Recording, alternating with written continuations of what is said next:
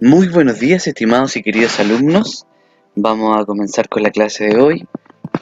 Vamos a hablar sobre por qué cambia el planeta Tierra. Ya vamos a conocer un poquito sobre las placas tectónicas. Materia que igual se trabajó, ¿cierto? El año cuando estaban en cuarto básico también se trabajó esto. Así que vamos a recordar un poquito lo que se vio ahí, ¿ya? ¿Cómo crees que se formó este relieve, esas montañas que se observan ahí? ¿Cómo creen ustedes? Ya recuerden un poquito, a ver si alguien se acuerda que esto se trabajó en cuarto básico. ¿Ya? ¿Qué tan diferente podrá ser en 1000 años? Vamos viendo. Primero, van a los que puedan, los que tengan estos materiales, van a realizar la actividad de las placas tectónicas. Dice, con el propósito de estudiar y recrear el desplazamiento de las placas tectónicas, Francisca realizó lo siguiente. ¿Ya? O sea, si quieren lo hacen, si no solamente observan, ¿ya? Buscó un mapa del mundo donde aparecían las placas tectónicas y las recortó. Armó el mapa sobre la cubeta con agua y deslizó los fragmentos suavemente, como se observa ahí en la imagen. Número 1. ¿Qué representa el agua en el modelo de Francisca? ¿Qué representará? Piensen, ¿ya? Recuerden la forma, la estructura de la Tierra, ¿cierto? Cómo estaba formada eh, por la corteza, el manto y el núcleo, ¿ya? Después el número 2 dice, ¿por qué crees que se desplazó los fragmentos sobre el agua? ¿Por qué crees que se desplazaron esos fragmentos? Piensa, ¿ya? Desde su formación, la Tierra ha estado en continua transformación. Una manera de explicar este proceso es a través de algunas teorías y modelos. Vamos a ver la teoría de tectónica de placas. Esta teoría postula que la corteza está fragmentada en secciones conocidas como placas tectónicas, que se desplazan una respecto de la otra sobre el manto. ¿Cómo se produce esto? La explicación más aceptada en la actualidad se basa en la diferencia de temperatura entre el núcleo y el manto. Como podemos observar aquí en la imagen, ¿cierto? Que tenemos la corteza, el manto y después el núcleo. Las elevadas temperaturas del núcleo permiten que los materiales del manto en contacto con este se dilaten y asciendan. A medida que ascienden, bajan su temperatura, lo que produce su posterior descenso.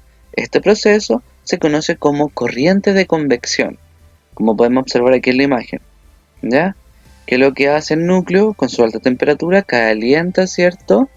Estos materiales del manto, luego ellos se enfrían cuando están cerca de la corteza y eso produce que vuelvan a bajar y luego se vuelven a calentar y así sucesivamente, ¿ya? Eso se llaman corriente de convección.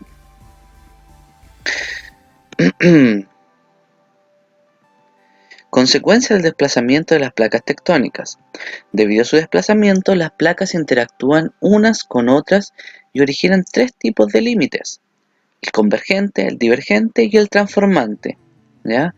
A su vez, estas interacciones producen alteraciones en la superficie terrestre, como la actividad sísmica y volcánica, y la formación y destrucción del relieve. Tenemos los límites convergentes, como podemos observar aquí, tenemos la placa que está ahí, ¿cierto? Y la otra placa. Aquí, estos límites se originan cuando dos placas chocan, por lo que se produce el hundimiento de una placa bajo la otra, como podemos observar acá.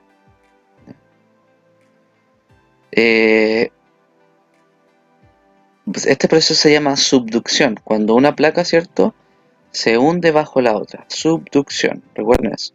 O la compresión entre ellas, como aparece en la siguiente imagen. Por ejemplo, entre las placas de Nazca y Sudamericana hay ¿cierto?, un límite convergente. ¿Y dónde tenemos esas placas? La tenemos acá. Esta es la placa de Nazca, la número 5, y la placa número 7 es la placa sudamericana. El choque de estas dos placas aquí generan, ¿cierto?, la cordillera de la costa.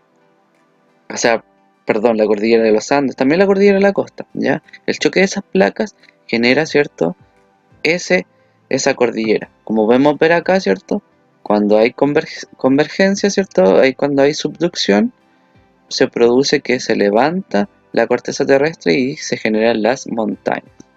También existen los límites divergentes. Estos límites se originan cuando dos placas se separan, lo que permite que emerja magma de regiones profundas y formen una nueva corteza terrestre. Por ejemplo, entre las placas sudamericana y la africana. Aquí tenemos la sudamericana, ¿cierto? Y acá la africana. Estas placas, al separarse, ¿cierto? Generan que se eleve magma y se pueda generar bajo el océano corteza, ¿ya? Luego,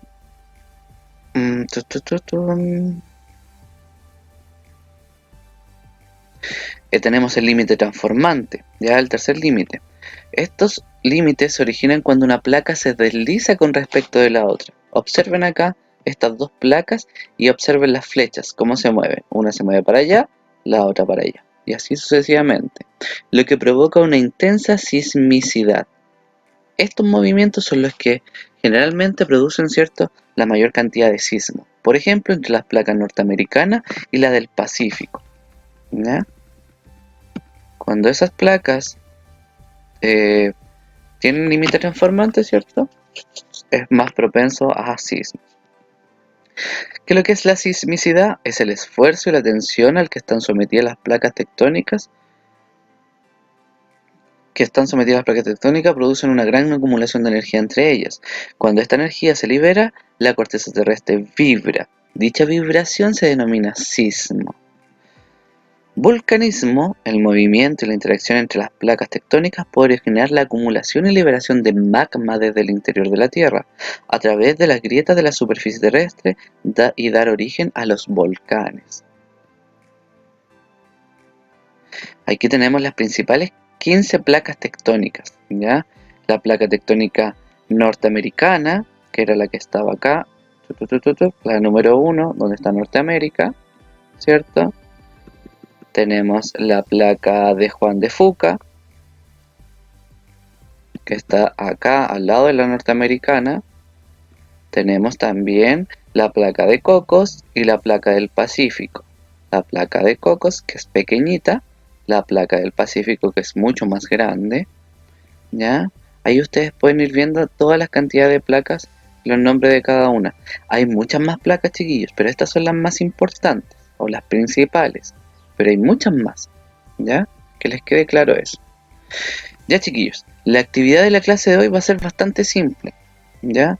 Van a tener que dibujar los límites convergente, divergente y transformante, ¿ya? En sus cuadernos y poner la definición de cada uno de ellos. Este modelo, el modelo del límite convergente, lo dibujan en su cuaderno y anotan, ¿cierto?, la definición. Límite divergente y también lo mismo. Y por último, el límite transformante. ¿Ya? Súper simple la actividad para que no se estresen. Bueno, chiquillos, y eso sería. Que tengan una buena semana. Saludos cordiales para todos.